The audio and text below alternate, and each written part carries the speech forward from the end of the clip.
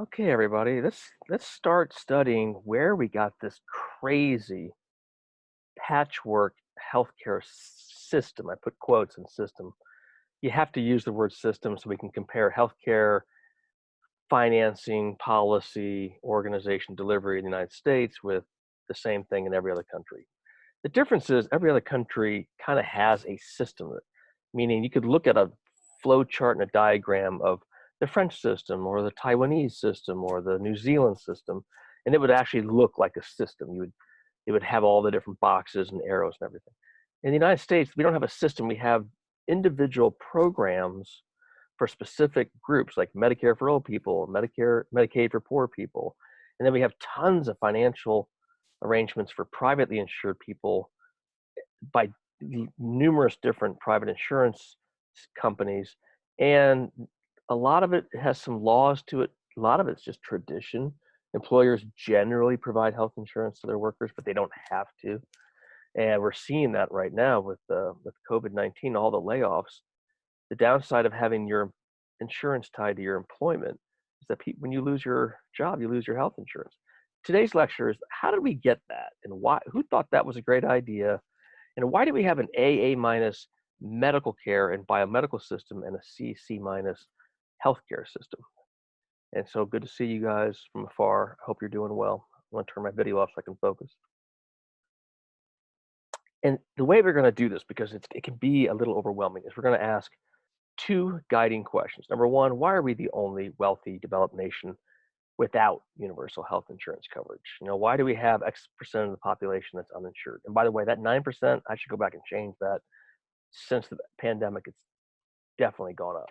And then the second question is, how does the system cope with 9%, 10%, 11%, even higher uninsured? How do those people sometimes need to get health care, and if they're not insured, it's not likely they can pay for it. So how does the system absorb that? And here's the first thing to know about the US healthcare. Again, I'm not going to call it a system. Is that the key thing to know about healthcare in the United States is that it started with something of an accident. The system we have wasn't designed on a chart of policymakers and politicians and who've been tweaking it ever since. The way healthcare has evolved in our country is sort of event by event, period by period, need by need. And people can argue exactly what point should you start the story at. I'll start the story in about 1948 because after World War II, we had won the war or had been part of the victorious side and had suffered very little damage in the war, unlike Europe, which was leveled. So we had a really strong economy, very little competition, very low unemployment. And yet Truman saw that there were people who didn't have access to care. There were people who had not been allowed to serve in the war because they had some congenital or birth-related injury that should have been corrected. And he just thought, like other countries were adding health insurance and universal coverage to their countries, he thought the U.S. should definitely have this. So he's pushing for national health insurance, not a national health system like Britain's, but he's pushing essentially a Canadian-style national health insurance, so everybody would be covered. He's pushing it after the war, 46, 47, not making much progress. In 1948, the United Auto Workers, who were trying to help Truman, passed this. The United Auto Workers struck a deal with General Motors to continue to add health insurance as a fringe benefit, which some companies had done during World War II. You got your pay from General Motors, and then on top of that, you got some fringe benefits like a defined benefit plan for retirement, a pension, and health insurance. And at the time, General Motors was the largest company in the world. United Auto Workers was probably the largest union in the United States. And so they negotiated this to have General Motors provide its workers with not only the salary, but also this thing called fringe benefits of getting your health insurance. It was like getting extra pay without having to pay taxes on it. And that idea took off. Private health insurance just skyrocketed in the years after General Motors did this because General Motors was so big. What it did, a lot of other companies ended up doing 1, 2, 3 years later. And so all of a sudden, in one decade, private health insurance took off, and getting it from your employer was the way that it happened, right? And then in 1954, the Internal Revenue Service made this fateful decision to say, henceforth and probably forevermore, this form of getting extra pay shall not be taxed. Now, that might not seem like a big deal to you, but getting a big old extra benefit without paying taxes for it has made this provision very popular among workers. You might think, well, why do workers put up with having their health insurance from their employer? Why does the country put up with this? Well, this is one big reason why. Getting extra pay without paying taxes is super duper popular. Now, look back at this graph real quick. It took off private health insurance, but then it stalled around 70% of the population. Well, who doesn't have employer provided health insurance? Older people, unemployed people, self employed people. 1965, President Johnson started to fill in the missing patches, the gaps of employer provided health insurance. And he passed with a Democratic Congress Medicare, which is basically national health insurance for people over the age of 65, and Medicaid, a joint state and national government program for people who are low in income and can't afford private insurance and don't have insurance. I'm going through this story like it just happened. You could do almost you could I could do, and other people could do this as well, an entire semester's class on the history of the quest for national health insurance from FDR all the way up to Obama, and including what's happened since Obama. And of course, we haven't reached it, but we've made a lot of progress. So I'm going through these slides pretty quickly. For Lyndon Johnson to actually pass this still took unprecedented and extraordinary things to happen. Number one, his predecessor, John F. Kennedy's assassination in 1963, so shocked the country that when Johnson got up as the vice president and then became president, he could count on a lot of the people in the country saying, hey, whatever you're pushing, whatever you're advocating, you get a little extra support because you're president by virtue of a horrible, horrible tragedy. In 1964, he runs for election, or you can call it re-election, and the Republicans nominate a very, very conservative, libertarian almost, nominee who sort of scared a lot of members of the country. He just scared them. He would talk about using nuclear weapons in Vietnam. He seemed very intense and not sort of with sort of the spirit of the times of trying to have this more positive, optimistic outlook. And then number three, when it passed, Johnson got in the White House with the American Hospital Association, the American Medical Association, and said, look, I know you all have been opposed to this. What's it going to take for you to support this? And they said, our price of support is you just don't mess with us. If we charge X for an MR or an X-ray or a night in the hospital, you don't second guess that. And so Johnson said yes to this. That helped him, and then that's what launched the whole thing. And there he is. He passed it. I mean, it's a program, both of them, Medicare and Medicaid, that you can't understand the modern United States without these two programs, and it still took a lot. And he signed it in Independence, Missouri, with Harry Truman and Bess Truman, because he wanted to show the origins of the push for this. And they got the first two cards of Social Security, of Medicare, which is attached to Social Security. And again, just a fascinating story of how the Social Security Administration had to go out and personally get signed forms from about 19 million senior citizens, pre-computer, pre-internet era. And it looked like this. You know, people went door to door and neighborhood to neighborhood, community by community, and took out forms and got people to fill in their name and their Social Security number. It was just, it took a whole year to do this. And lots of publicity. And it also took a really strong federal government to say to the South, no, under Medicare, you don't get to keep your separate systems of white and black hospitals. That's not going to be acceptable. And again, that seems like, well, of course the South went along with that. And they did eventually because the money was so great. But the South was a place that was not for integrating anything. And so when Medicare came along and said, you shall integrate, there was a tremendous amount of resistance to that. But you know what? That resistance wasn't strong enough to hold back all the money that Medicare was going to bring into the South, into Southern hospitals. So the Southern hospitals desegregated, and that financial power won out. And that's in stark contrast to the schools in the South, where even after Brown v. Board and subsequent decisions forced the South to desegregate and integrate, a lot of them found creative ways not to do that. So the Southern schools really didn't comply with that rule, but they complied with this because there was just so much money involved. How much money was involved? Just look at the 60-degree angle The death rate, and this is just a one individual hospital, Mass General in Boston. But once that money of Medicare started rolling in, oh my goodness, that's how much money we're talking about. And then as the money went in, the population in Medicare didn't increase dramatically from year to year, but the amount of money we spent on those beneficiaries increased a whole lot. And you can tell from this, like, whoa, whoa, whoa, that doesn't seem sustainable. It's doubling like almost every 5 years. And you would be correct. This became the big problem from basically the 70s on, is how do you restrain the costs of these programs? So that's in the 1970s. Reagan wins office in 1980, and George Bush takes over in 1988. His son takes over in 2000.